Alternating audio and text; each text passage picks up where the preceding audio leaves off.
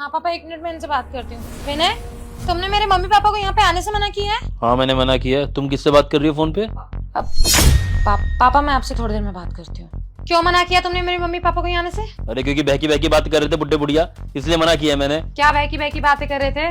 बहकी बहकी बातें करते कहते अब तुम्हारे साथ रहना दामाद जी, अब पूरी जिंदगी बेटे ने तो घर से बाहर निकाल ही दिया। पहले तो मैं उनकी बातें समझ नहीं पाया, मुझे लगा पता नहीं क्या बातें कर रहे हैं। फिर मुझे समझ में आया कि अरे बुड्ढा तो यहाँ रहने की बात कर रहा है। फिर मैंने कहा देखो चाय पानी पीना है तो आ जाओ, यहाँ रहने के लिए परमानेंट मत आना, सिंपल सी चीज है। मैंने बताया था ना तुम्हें कल रात को कि मम्मी पापा की बहुत ज्यादा लड़ाई हो गई है भाभी से, और वो अब उनको अपने साथ नहीं रखना चाहती है। तो मैंने ही कहा था उनको कि यहाँ पे आ जाइए, मेरे साथ रहिए। और तुम्हें पता है ना वो कितने बुजुर्ग हैं, तो वो कहाँ जाएंगे इस उम्र में? तुम्हें एक बार मुझसे पूछना चाहिए था मना करने से पहले। अरे इनकी कैसी बातें कर रही हो तुम बिना पूछे थोड़ी बुला लोगे उनको हमारे घर में? उनका कोई राइट थोड़ी बनता है यहाँ रहने का यार। विनय कैसी बात कर रहे हो तुम? माँ बाप है वो मेरे, और ये मेरा भी तो घर है, मैं बुला नहीं सकती क्या उनको यहाँ पे? लेकिन इनकी तुमने तो मना किया था ना कि हमारे इस घर के अंदर कोई भी बुजुर्ग आदमी नहीं रहेगा, फिर तुम अपने मम्मी पापा को कैसे बुला सकते हो यहाँ पर? अगर ऐसी बात थी तो मैं तो अपनी माँ को रखने के लिए तैयार था हमारे घर के अंदर। देखो विनय, मैंने ये नहीं कहा था कि मैं किसी भी बुजुर्ग के साथ नहीं रह सकती, मैंने सिर्फ ये कहा था कि मैं तुम्हारी माँ के साथ नहीं रह सकती। और मेरे मम्मी पापा हैं, उनके साथ तो मैं बचपन से रही हूँ, I am comfortable with them, तो उनके साथ क्या ही प्रॉब्लम होगी मुझे? और तुम खुद सोचो ना, जब भाभी ने मना कर दिया साफ साफ कि वो नहीं रखेगी मम्मी पापा को अपने साथ, तो वो कहाँ जाएंगे? मैं ही तो हूँ ना अब उनकी जिम्मेदारी। उन्होंने मेरे को बचपन से अपने पास रखा था, तो बस अब मेरी बारी अपनी जिम्मेदारी निभाने की, और मैंने उनको इसलिए यहाँ पे बुलाया था। अरे की ये क्या बात हुई? तुम मेरी मम्मी के साथ नहीं रह सकते लेकिन अपने मम्मी पापा दोनों के साथ रह सकती हो। अरे वो तो 2 बुजुर्ग हुए ना मिलके। मैंने ट्राई टू अंडरस्टैंड, मेरे माँ बाप ने उधार लेकर के मुझे पढ़ाया लिखाया, इतना इंडिपेंडेंट बनाया कि आज मैं इतनी सक्सेसफुल हूँ, तो क्या मेरी जिम्मेदारी नहीं बनती है अपने माँ बाप को लेकर के कुछ भी? देखो रिंकी, तुम नहीं समझ रही हो। हमारी जो डील हुई थी ना, यही डील हुई थी कि हमारे इस घर के अंदर कोई बुजुर्ग नहीं रहेगा, क्योंकि ये डील तुमने बनाई थी जब मम्मी यहाँ आई थी रहने के लिए, और तुम्हारी बात मैंने मान ली थी, समझ रही हो ना? और तुमने तो कहा था ना कि तुम्हारी माँ अकेले रहे जैसे मर्जी रहे, लेकिन हमारे साथ इस घर के अंदर नहीं रहेगी, और माँ को वापस गाँव जाना पड़ा था। और तुमने ये रूल बनाए थे, तुम शायद भूल रही हो। और अब देखो ना, तुम्हारे कहने पे मैंने अपनी मम्मी को वापस भेज दिया, और तुम अपने मम्मी पापा को यहाँ बुला रही हो तुम्हारे भाई के कहने पर।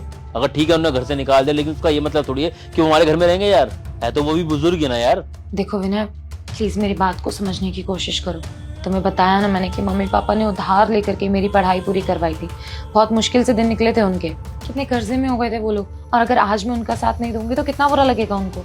अच्छा, मैं तो ऐसे आसमान से टपक गया इस दुनिया के अंदर, है ना?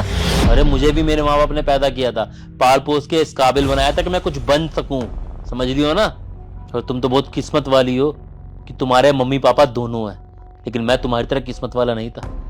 बचपन में मेरे पापा चले गए थे, उसके बाद पता है मेरी माँ ने कितने मुसीबतें झेल के मुझे पाल पोस के इस काबिल बनाया है, तुम नहीं समझ पाओगी।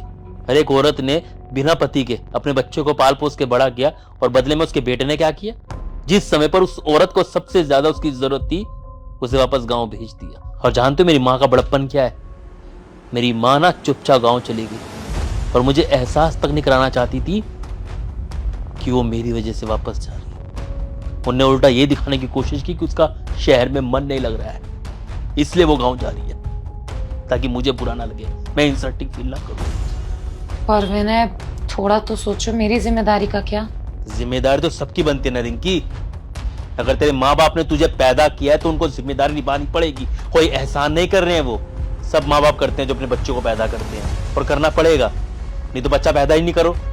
पर तो फर्ज बनता है माँ बाप का, कोई बहुत बड़ा एहसान थोड़ी कर रहे हैं। अब इसका ये मतलब थोड़ी है कि बेटी को पाल पोस के बड़ा किया तो दामाद के घर में जाके बैठ जाएंगे। और जहां तक बात है ना जिम्मेदारी की, तो मेरी जिम्मेदारी तुम हो, तुम्हारे माँ बाप नहीं। तुम्हारे माँ बाप तुम्हारे भाई की जिम्मेदारी है, मेरी नहीं, समझ रही हो? और कोई मेरी जिम्मेदारी तो वो मेरी माँ है, तुम्हारे माँ बाप नहीं। इसलिए ना मसीहा बनने की कोई जरूरत नहीं है। अगर तुम्हारा भाई फिर भी तुम्हारे माँ बाप को नहीं रखना चाहता तो ठीक है, फिर इस दुनिया में ना बहुत सारे वृद्धाश्रम है। मेरे भी कुछ यार दोस्त चैरिटी करते हैं वृद्धाश्रम के अंदर, मैं पता करके बता दूंगा, तुम अपने माँ बाप को वहां रखवा देना। तुम्हें एक बार की बात समझ में नहीं आती? मैंने कहा ना कि भाभी ने साफ साफ मना कर दिया है कि वो मम्मी पापा को अपने साथ नहीं रखेगी, तो भाई कैसे मना लेगा? और भाई कैसे अपनी जिम्मेदारी निभाएगा जब उसकी बीवी ने मना कर दिया है? और तुम क्या वृद्धाश्रम बोल रहे हो? तुम बात करोगे, अच्छा लगेगा क्या कि बेटी है और माँ बाप वृद्धाश्रम में रह रहे हैं? तो मैं क्या करूं? प्रॉब्लम तुम्हारे भाई की है, तुम्हारी मेरी थोड़ी है। जो तुम मेरे सर के ऊपर ये प्रॉब्लम लेके आ गई हो यार, मेरे से ना फालतू बहस मत करो। मेरी जिम्मेदारी मेरी माँ है, तुम्हारे माँ बाप नहीं, मैं अपनी जिम्मेदारी नहीं निभा रहा। मेरी माँ बेचारी गांव के अंदर पड़ी हुई है। एक तो तुम्हारा भाई इतना निकम्मा है, अपनी जिम्मेदारी नहीं निभा रहा, और ऊपर से तुम अपने पति के ऊपर उसकी बेफालतू की जिम्मेदारी लेके आ गई अपने भाई की। चलो फिर ठीक है, एक काम करते हैं, मेरे भाई की शादी को ना 3 साल हो गए। 3 साल तक उसने मम्मी पापा को अपने साथ रखा। Now it's my responsibility. 3 साल तक मेरे मम्मी पापा मेरे साथ रहेंगे, उसके बाद हम देखेंगे कि क्या करना है 3 साल बाद। 3 साल? अरे 3 दिन नहीं रहने दूंगा इस घर के अंदर बुड्ढे बुढ़िया को। मना कर देना उन्हें, नहीं तो ना लात मार के निकालूंगा इनके। सॉरी, मेरे मुंह से और रण निकल रहे हैं बुड्ढे बुढ़िया के लिए। अरे माँ बाप के बारे में ना उल्टा मत बुलवाओ मेरे से। अच्छा रहेगा कि मना कर दो उन्हें। मैं नहीं चाहता कि कुछ बदतमीजी करूं उनके साथ में। आज तक इज्जत दिया ना, तो मैं ये चाहता हूँ आगे भी इज्जत दे। लेकिन अगर कोई ऐसी हरकत की जो मुझे बुरी लगेगी, तो फिर बुड्ढे बूढ़े की खैर नहीं होगी, समझ लो तुम तो बहुत चालाक हो यार। मेरी माँ को 3 दिन यहाँ नहीं रहने दिया और अपने माँ बाप को 3 साल रखने की बात कर रही हो। अगर तुम्हारा भाई नहीं रखता ना, तो एक काम करे, वृद्धाश्रम जाए, नहीं तो तुम्हारे भाई के पैर छुए या तुम्हारी भाभी के पैर दबाएं, वही रखेंगे उन्हें। ये घर में कोई नहीं रखेगा उनको यहाँ पर। और 2 वक्त की रोटी खाने के लिए अगर गाली भी खानी पड़े ना, तो खा लेंगे, अच्छा रहेगा। और वैसे ना, तुम्हारी भाभी कुछ अलग नहीं कर रही है। तुम्हारी भाभी वही कर रही है जो तुमने किया मेरी माँ के साथ में। और ज्यादा ना उनके मैटर के बीच में ना पढ़ने की जरूरत नहीं है। उनके घर का मैटर है, हमारे घर में मत लेके आओ। देखो विनय, तुम अच्छे से जानते हो कि मैं अपने मम्मी पापा से कितना प्यार करती हूँ। इतना कि जितना मैं तुमसे भी नहीं करती, और इतनी खुशी मिलती है ना उन्हें देख करके मुझे, जितनी तुम्हें देख करके भी नहीं मिलती। अच्छा, तो ये बात है। फिर तो तुम्हें मेरे साथ रहने नहीं चाहिए। एक काम करो, अपने माँ बाप के साथ में रहो। क्यों मेरी जिंदगी बर्बाद कर रही हो? मेरी भी जिंदगी बर्बाद करो, अपनी भी जिंदगी बर्बाद कर रही हो। देखो नहीं कि बिना ना दिमाग मत खराब करो, मेरे को बहुत ज्यादा गुस्सा आ रहा है। हमारी शादी को ना 3 साल से ज्यादा हो चुके हैं, और 3 दिन तुमने मेरी माँ को यहाँ रहने नहीं दिए। मुझे पता है ना कितनी बदनामी हुई है मेरी रिश्तेदारी के अंदर।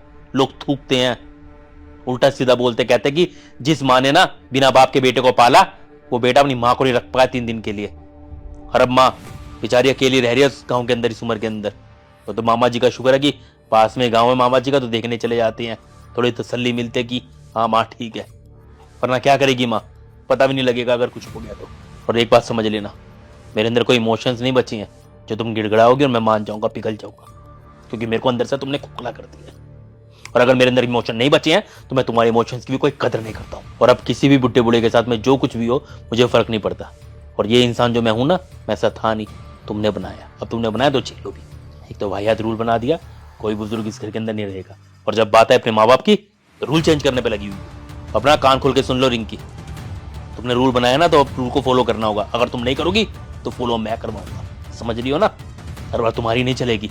जैसे मैं अपनी माँ के बिना तड़प के रह रहा हूँ ना, ऐसे तुम भी अपने माँ बाप के बिना रहोगी। देखो विनय, तुम मेरी बात को समझ जाओ, और अगर नहीं समझे तो मैं तुम्हें डिवोर्स दे दूंगी। अच्छा, अगर तुम्हारे मम्मी पापा को यहाँ नहीं रहने दूंगा तो तुम मुझे डिवोर्स दे दोगी? ठीक है, फिर दे दो डिवोर्स।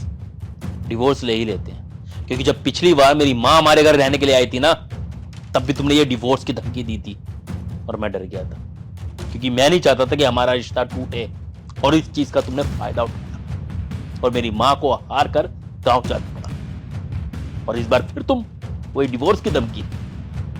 दे दो डिवोर्स, हो जाते हैं अलग, क्योंकि ये रोज रोज धमकी देने से अच्छा है कि अलग हो जाए तो ज्यादा बेहतर है। तुम भी सुखी रहोगी, मैं भी सुखी रहूंगा। कम से कम ये तुम्हारी डिवोर्स की धमकी तो नहीं झेलनी पड़ेगी ना मेरे को। ठीक है, फिर अगर तुम ये चाहते हो ना, तो मैं ऐसा ही करूंगी। एक अच्छा सा लॉयर ढूंढती हूँ अभी, और तुम्हें डिवोर्स के पेपर देती हूँ। और तुम ये याद रखना कि मैं मजाक नहीं कर रही हूँ इस बार, समझ आई? जब चली जाऊंगी ना ये घर छोड़ के, तब पड़े रहना इस घर में अकेले अपनी माँ के साथ, समझ आई? देखो इनकी डिवोर्स की धमकी से ना मैं अब डरने वाला नहीं हूँ, मैं भी बहुत ज्यादा सीरियस हूँ। और एक बात याद रखना, डिवोर्स के बाद में ना मैं अपनी माँ को इस घर के अंदर रखूंगा, ठीक है ना? तो शौक से 2 डिवोर्स। विनय, मैंने मजाक नहीं कर रही हूँ, मैं सच में डिवोर्स दे दूंगी। नहीं, मजाक नहीं कर रहा, बहुत ज्यादा सीरियस हूँ आज। ये बात ध्यान से सुन लो, तुम्हारे माँ बाप को तो किसी कीमत पे इस घर में नहीं रहने दूंगा। और अगर बेशरम बन के वो यहाँ पर आते हैं तो धक्के मार के बुड्ढे बुढ़े को यहाँ से निकाल दूंगा। अब उनकी इज्जत उनके हाथ में। ठीक है, फिर अगर तुम्हारी ईगो इतनी बड़ी है ना, तो मैं अभी कॉल कर देती हूँ अपने मम्मी पापा को और बोल देती हूँ कि उनका दामाद उनको यहाँ पे रखना नहीं चाहता है, तो अपने लिए ना कहीं वृद्धाश्रम में कर लेंगे वो इंतजाम। हाँ, ये अच्छा ऑप्शन रहेगा, कह दो उन्हें फोन करके। ठीक है, फिर तुम टेंशन मत लो, मैं खुद मैनेज कर लूंगी।